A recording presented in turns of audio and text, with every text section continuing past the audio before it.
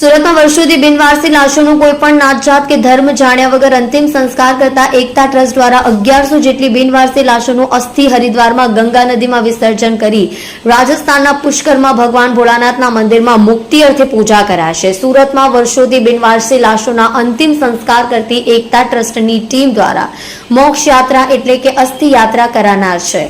આ અંગે એકતા ટ્રસ્ટના અબ્દુલ રહેમાનભાઈ મલબારીએ જણાવ્યું હતું કે તેઓની સંસ્થા એકતા ટ્રસ્ટ દ્વારા વર્ષોથી નાત જાત કે ધર્મના વાડાની ઉપર જઈ બિનવારસી લાશોનું અંતિમ સંસ્કાર કરવામાં આવે છે। ત્યારે આ વર્ષે 1100 જેટલી બિનવારસી લાશોનું અસ્થિઓનું ગંગામાં હરિદ્વાર જઈ વિસર્જન કરનાર હોવાનું જણાવ્યું હતું। એકતા ટ્રસ્ટના અબ્દુલભાઈ મલબારીએ જણાવ્યું હતું કે એકતા ટ્રસ્ટ દ્વારા 28મી ઓગસ્ટ બુધવાર સુરતથી ટ્રેન મારફતે પહેલા હરિદ્વાર જવાશે, ત્યાં પવિત્ર ગંગા નદીમાં અસ્થિમાં પધરાવાશે અને ત્યારબાદ રાજસ્થાનના પુષ્કર અને ભગવાન ભોળાનાથના મંદિરે જઈ બિનવારસી લાશોની મુક્તિ અર્થે પૂજા વિધિ કરાશે।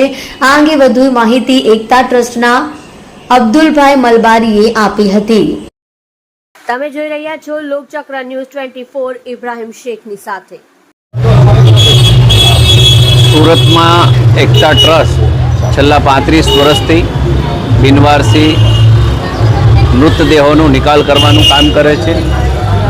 આપને ખ્યાલ હોય તો એ 35 વર્ષથી લગાતાર આ શહેરની અંદર કોઈ પણ જગ્યાએ કોઈ પણ બોડી કે લાશ મળતી હોય તો એના અંતિમ સંસ્કાર એના ધર્મના રીતિ રિવાજ મુજબ કરતા હોય છે।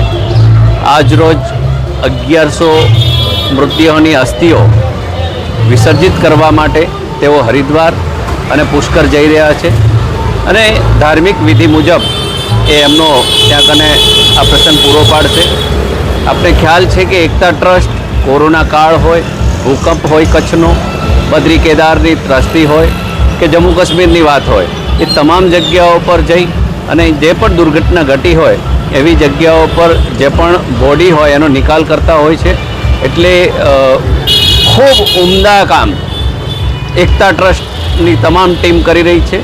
સુરતના લોકો એમને સહયોગ કરે, જે રીતનું એમનું કામ છે અને માનવ જીવનનો અમૂલ્ય સમય અને મૃત્યુ થયા પછી પણ એને શાંતિ મળે એના પ્રયત્નો આ એકતા ટ્રસ્ટ પોતાની ધર્મની જે કોઈ વિધિ છે એના વિધાન મુજબ કરતી હોય છે।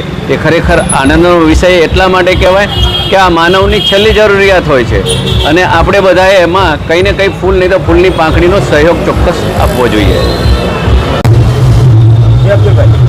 જી, હું સુરત શહેર એકતા ટ્રસ્ટ વતી અબ્દુલ રહેમાન મલબારી આપના ચેનલના માધ્યમ દ્વારા સુરતવાસીને જણાવું છું કે અમારી સંસ્થા પાછલા 35 વર્ષથી બિનવારસી માનવીઓનું મૃત્યુ તથા એને પોસ્ટમોર્ટમ રૂમ સુધી પહોંચાડું, ત્યારબાદ એના વાલી વારસ ન મળી આવે તો એના કાયદાકીય કાર્યવાહી બાદ એની અંતિમ વિધિ કરવાનું કાર્ય કરીએ છીએ, જેમાં દરેક મૃતકોના પાર્થિવ શરીરની અસ્થિઓ અમે ભેગા કરી વર્ષમાં એકવાર અહીંયા સુરતથી હરિદ્વાર અને ત્યાંથી પછી રાજસ્થાન પુષ્કર જઈ એમને વિધિ વિધાન મુજબ આપણે એને અંતિમ સંસ્કાર કરી એને પધરાવીએ છીએ અને મોક્ષ માટે એની પ્રાર્થના કરીએ છીએ।